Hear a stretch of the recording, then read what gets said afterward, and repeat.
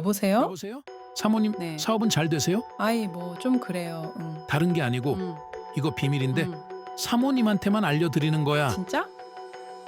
아무튼 입만 벌리면 거짓말이 자동으로 나와. 사기 피해자의 특징이 뭐냐면 상대방이 너무 잘 믿어요. 갈등을 싫어하고 거절을 못하는 사람. 사기를 당하게 되면 노후에 어떻게 먹고 살 게 없잖아요.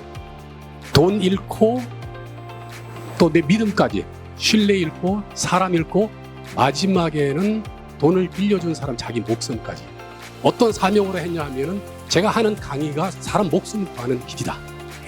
계속 생각을 했어요. 어떻게 하면 사기를 줄일까 엄청나게 생각해가지고 검사 생활 33년 플러스 변호사 생활 1년 6개월 35년을 녹여서 나온 게 사기꾼 감별 체크리스트 31.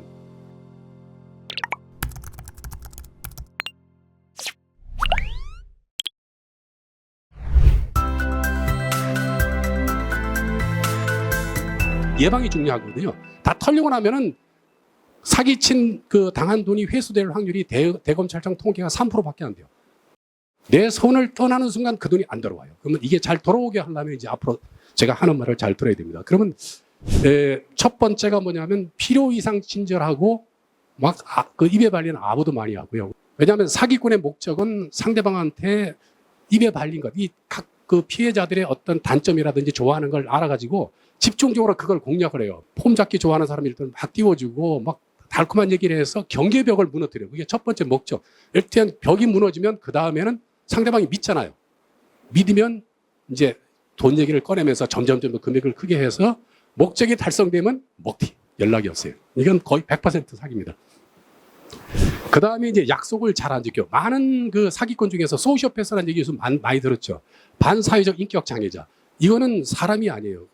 이 사람은 양심이 없고요. 모든 게 이익과 손실에 따라 움직여요. 그래서 첫 번째 행동 특징이 뭐냐 하면은 약속을 안 지켜요. 사전에 예고 없이. 약속을 해서 오늘 아침에 뭐 10시에 이렇게 만나기로 했는데 갑자기 더 이익이 생기는 일이 생기면 그럼 가는 거예요. 이 사람은 그 뭐 사전 연락도 없이 그런 게 있고요. 사회적 약자를 되게 무시해요. 왜냐하면 사회적 약자는 자기한테 아무런 이익이 안 되거든요. 그래서 식당에 종업원이나 글로브상 케일이나 이렇게 평소 때는 사람이 괜찮은데 어느 순간에 식당 가가지고 아주 사소하게 종업원한테 대하는 태도를 보면 옆에 있는 사람이 무한할 정도로 그렇게 해요. 일단은 봐서 자기보다 센 사람이다 그러면은 납작 엎드리고 뭐 연기도 잘하고 해서 동정심을 일으켜 자기가 불리하다 싶으면은 동정심을 불러일으켜서 이제 어떤 목적을 달성하죠. 예를 들어서 남의 돈을 빌려갔는데 안 갚아요. 그래서 이제 돈을 받으러 갔는데 받으러 갔더니 막 또 구구절절 막 엄청나게 힘든 사연. 막 눈물도 흘리고 그래가지고 돈 받으러 갔다 자기 주머니에 있는 돈까지 털어주고 이게 오는 사람. 이런 사람도 많죠. 이 동정경계에 속아 넘어가는 거예요. 병풍치기. 이 사기꾼은 별 볼 일은 없는데 자꾸 자기보다 훨씬 나은 사람들이 있죠. 그래서 검사들이 저도 현직에 있을 때 저는 그냥 명함 막 나눠줬는데요. 이 검사 명함 우연히 뭐 모임 가서 만나서 명함 받고 이제 그거 가지고서 검사하고 친하다고 막 얘기하고 경계벽을 허무는 게 목적이기 때문에 그런 사람하고 친하다 그러면은 이 사람은 괜찮은 사람이라 이렇게 생각할 거 아닙니까? 그런 게 있고요. 그 다음에 비밀 유지하라고 얘기해요. 이거는 너한테만 알려주는 얘기니까 꼭 비밀을 지켜야 돼. 이거 너무너무 많아요. 왜냐하면 비밀 안 지키고 딴 사람한테 얘기하면 이게 그 사람은 객관적인 사람이니까 야 그거 사기야 이렇게 되면 목적 달성이 안 되니까 항상 비밀 지켜라 이럴 때는 긴장해야 됩니다. 이거 사기 치려고 그러나 이렇게. 그 다음에 이제 다급하게 재촉해요. 그리고 이게 그 나에 대한 정보를 너무 많이 알고 있기 때문에 내가 급한 상황이라든지 아니면 급하지도 않은데 막 지가 급하다 그러면서 이 돈 뭐 그것도 많이 요구 안 해요. 한 100만 원, 200만 원 이렇게 안 주면 자기가 당장 뭐 일이 날 것처럼 막 그냥 들뜬 분위기를 이렇게 막 만들거든요. 그러면 착한 사람들은 그 페이스에 그냥 말리거든요. 그리고 일단 돈 가져가면 그 다음에는 연락이 없고. 만기 전에 대출금 상환은 계약 위반이지만 오늘까지 대출금을 현금으로 갚으면 되는 걸로 은행의 양해를 얻었어요. 지금 내고 있는 이자를 낮추기 위해서는 꼭 오늘까지 갚으셔야 혜택 볼 수 있어요. 직원이 집으로 찾아가면 현금으로 전달하시면 됩니다. 그래서 굉장히 다급하게 만들고 그 다음에는 일단 목적이 달성되면 그때부터 미뤄요. 계속 미뤄져진다 그러는데요. 제가 그렇게 표현했는데 공소시효 끝날 때까지 심한 경우는 사기죄가 공소시효 10년이거든요. 제가 한 6년 전인가 서울중앙지검 있을 때 10억 사기를 쳤어요. 근데 이 사람이 내일 아침 10시 줄게. 또 10시 되면은 뭐 회의한다고 그러고 안 받고 계속 그렇게 한 게 11년까지 갔어요. 사기죄 공소시효 10년인데 그게 끝난 거야. 받을 수가 없어. 그래서 한탄하는 거죠. 나는 왜 이렇게 바보같이 살았냐 그러고 맹세를 했어요. 앞으로 나한테 돈 빌려달라 그러면 내가 가만히 안 둬. 이랬는데 이 사기꾼이 다시 한 4년 뒤에 나타나가지고요. 이번 시행 사업은 진짜야. 4억을 빌려주면 전에 10억까지 줄게. 또 고민을 했어요. 결국 또 빌려줬죠. 사기꾼은 그렇게 심리전에 되게 강해요. 이 사람들은 굉장히 아까워하는 그 심리를 이용하거든요. 그래서 계속 미루는 거예요. 어느 시점에 딱 하면 야 이거 돈 못 받겠다 싶으면은 그때 좀 아깝지만 손절을 해야 됩니다. 네, 그게 특징이고요. 그 다음에는 이제 장밋빛 미래만 얘기해요. 좋은 것만 얘기해요. 다음은 주식을 전혀 모르던 50대 주부가 돈만 입금하면 투자해주겠다는 문자에 속아 신용불량자가 되었다는 소식입니다. 그녀는 주위에서 은행 대출을 받아 주식을 사서 큰 돈을 벌었다는 소문을 듣고 호기심에 메시지 속 사이트에 접속해 50만 원을 입금했습니다. 얼마 지나지 않아 90만 원을 돌려받자 욕심이 생겨 카드 대출까지 받아 8,600만 원을 투자했지만 그 운영자는 연락을 끊고 잠적했습니다. 이거 파격적 고수익 보장된다든지 막 이렇게. 그리고 투자인 경우에 특히 요새 그 어르신들 그 코인이나 이거 투자 많이 하잖아요. 내가 아는 분이 한 1억 정도 투자했는데요. 투자 약정서에 보니까 되게 불리한 것만 써 있어요. 그리고 제일 중요한 게 투자인 경우는 원금 보장하는 게 중요한데 원금 보장에 대한 얘기거든요. 그래가지고 결국 그거 못 받았죠. 그 다음에 증거를 절대로 안 남겨요. 왜냐하면 증거 남겼다가 그것 때문에 자기 사기죄로 처벌되거든요. 세상은 넓고 어리버리한 착한 사람들은 많잖아요.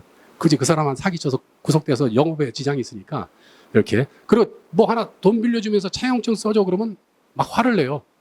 이거 개인정보인데 이거 어떻게 함부로 너한테 알려주냐.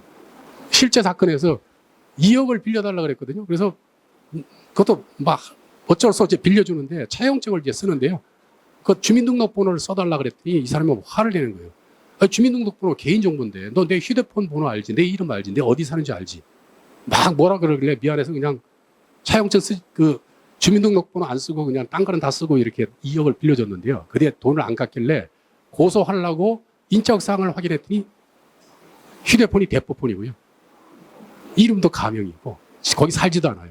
그러니까 저한테 물어보더라고요. 어떻게 하면 좋겠냐고. 인적사항이 확인 안 되는데 어떻게 할 방법이 없죠. 그래서 차용증이랑 뭐 써달라고 그러면 막 화내는 사람. 그리고 이렇게 확인해. 너 나하고 한 몇십 년 동안 내가 내 진짜 친동생보다 너한테 잘해주는 거 알지? 알아. 야, 근데 꼴랑 얼마 안 되는 돈 빌려주면서 차용증 써달라고? 야, 난 너 그렇게 안 받는데 실망이야. 이러면 또 약해져요. 그럼 미안해. 그냥 이게 돈 빌려주는 사람이 의리돼가지고 이렇게 화내는 사람은 위험한 사람이거든요.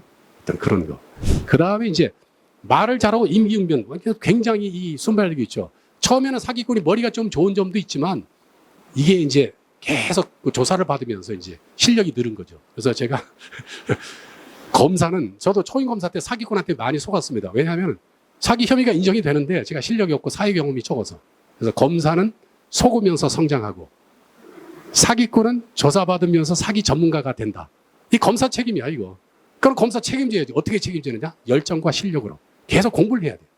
그 다음에 이제 고소하기 애매한 금액을 고소해요. 한 300만 원, 400만 원, 500만 원.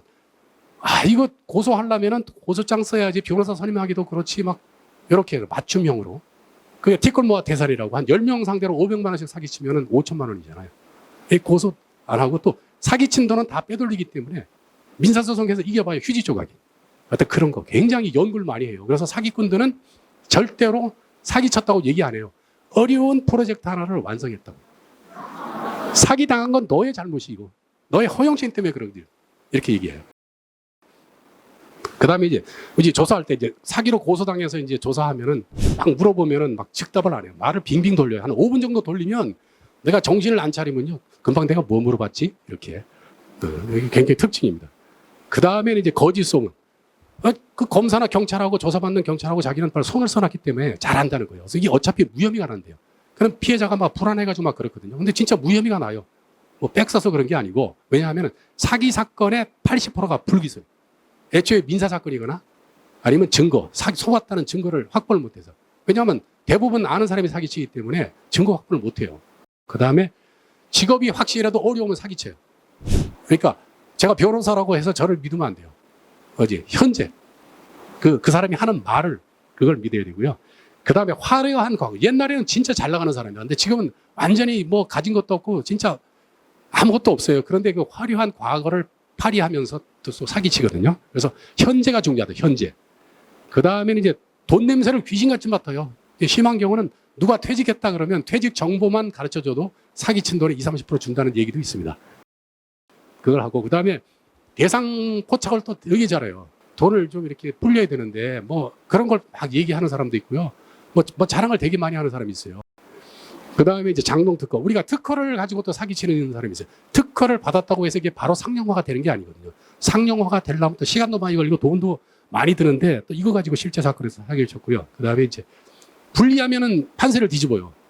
어떤 뭐 투자나 뭐 이런 거 할 때 내가 이제 1, 2억을 투자했어요. 그러다가 이제 계속 사기꾼이 이제 그걸 빙자해서 돈을 요구하는데 계속 이제 그 돈을 투자한 사람들은 굉장히 궁금하잖아요. 그래서 막 물어보면 막 화를 내는 거야. 그런 사람들이 안 해. 그러면 이 사람 지금 돈이 들어간 게 몇 억인데 그러면 이제 꼬리를 내리고 미안하다 그러고 완전히 분리하면은 완전히 판을 뒤집는 그런 사건들이 많습니다. 그래서 그렇게 돌변하면 이게 사기꾼일 가능성이 많고요. 그 다음에 이제 전문 용어를 막 사용해요. 특히 이제 피해자가 이제 그 뭐 학벌이 별로 안 좋을 때 뭐 초등학교밖에 안 나왔다든지 이러면 자꾸 어려운 용어를 써서 자꾸 기를 죽여요. 자꾸 묻지 말고 그냥 돈을 넣으란 얘기죠.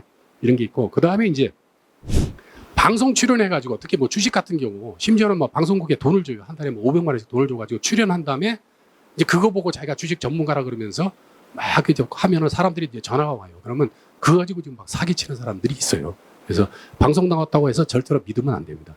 그 다음에 이제 또 이게 사기칠 돈이 굉장히 하찮아 보이게 일체 사건에서 한 4억 정도 되는데요. 한 2천억 정도 큰 프로젝트에 지금 이 사람을 끼워주는 거예요. 특별히 당신은 참 이렇게 그동안 살아온 얘기를 들어보니까 훌륭해서 끼워준다고. 그래서 이게 돈이 너무 많은 걸 막 뭐 밥도 잘 사지 뭐 이렇게 막 하니까 그냥 진짜 돈 많은 걸로 믿으니까 너무 고마운 거예요. 그리고 이 자기가 하는 돈은 금방 회수될 것처럼 이렇게 막 미니마이저라 그래요. 그렇게 막 만드는 게 있고요. 그 다음에 돈을 빌리면서 차용증도 안 쓰고 자기 계좌로 안 받아요. 제3자 계좌로 막 넣으라 그러고 나중에 일 터지면 자기는 돈 받은 적이 없다는 거야. 니들이 알아서 한 거지 난 모르겠다. 또 이렇게 하는 사람도 있고 그 다음에 공증을 잘해줘요. 돈을 빌리면서 공증해달라 그러면 그래서 많은 사람들 상당수의 사람은 공증해주면 그게 큰 건 줄 알고 공증을 하더라도 돈 없으면 아무 의미가 없거든요. 이게 휴지 조각하고 같거든요. 그래서 이제 그런 경우도 한 번 더 생각해야 되고요. 그 다음에 이제 감성을 자극해요. 그 다음에 이제 사기꾼이 이제 자기 가족 돌보는 거라든지 뭐 굉장히 소소한 일상생활 뭐 자식 그 애들 사진까지 다 이렇게 막 유튜브 거기다 막 올리고 막 해가지고 상당수의 피해자들한테 물어봤어요. 왜 이렇게 말도 안 되는 게 속았습니까? 그랬더니 자기 그 자식들 뭐 키우는 얘기 사진도 이렇게 막 그 업로드 시켜놨는데 어떻게 그런 사람이 사기치겠습니까? 이랬 믿었다는 거죠. 그거 믿으면 안 돼요. 이런 사건들이 또 종종 있고요. 그 다음에 이제 사기친 돈 가지고 선행을 해가지고 막 기부하고요. 물론 좋은 사람도 있지만 반드시 그게 100% 아니라는 게 아니에요. 그 다음에 이제 빌려가는 돈을 꼭 현금으로 달라 그래요. 1억, 2억. 이거 되게 위험하거든요. 실제 사건에서 이런 게 있었고요.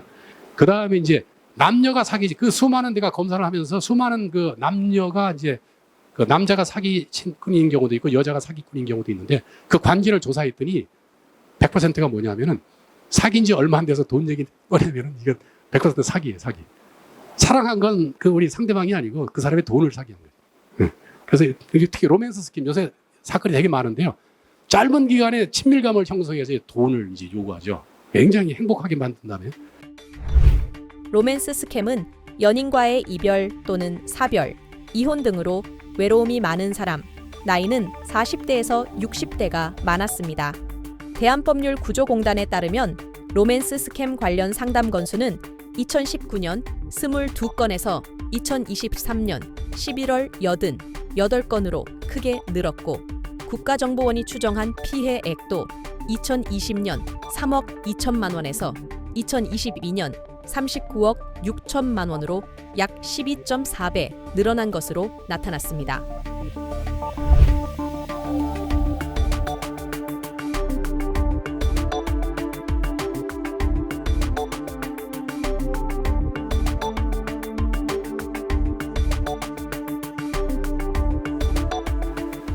그 다음에 이제 전화를 아예 혼자 있냐고 물어봐서 혼자 아니면 못 받게 하고 그 다음에 전화를 못 끊게 심지어는 순창 그 취업 준비생이 11시간 동안 전화통 붙들고 끌려다니다가 결국 우연히 전화가 끊겼는데 그 전에 이 범인들이 한 얘기가 전화 끊으면 공무집행 방해죄로 구속시킨다 그랬더니 거기에 그냥 너무 이 스트레스를 받아가지고 극단적인 선택을 했어요. 28살 청년이. 이게 이런 교육이 안 돼 있는 거죠.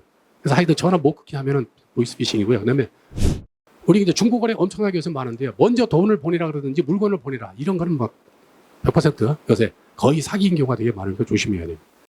근데 요거 31개 중에서 한 대여섯 개나 한 7, 8개 해당되면은 사기일 가능성이 많으니까 조심해야 돼요. 이게 예방 차원에서. 이제 그동안에 내가 경험했던 그 사건 속에서 뽑아낸 거니까요. 사기죄가 우리 형법이 어떻게 되냐면 사람을 기망하여 재물의 교벌 받거나 재산상 이익을 취득한 자는 10년 이하 징역 또는 2천만 원 이하 벌금. 구조를 뜯어보면 사람을 속이는 거, 기망행위. 그 다음에 거기에 의해서 착오에 빠지는 거, 거기에 따라 돈을 주는 거. 이게 전부 다입니다. 기망행위, 착오, 처분행위. 책의 결론이고 강의 결론입니다. 땡땡 공화국에서 살아남으려면 땡땡 불고기를 먹고 땡땡 커피를 마셔라. 앞에 거는 사기 공화국에서 살아남으려면 뭘 먹어야 될까요? 오삼불고기를 드셔야 됩니다. 오징어 오가 뭐냐면 사기 예방 5가지 행동 지침.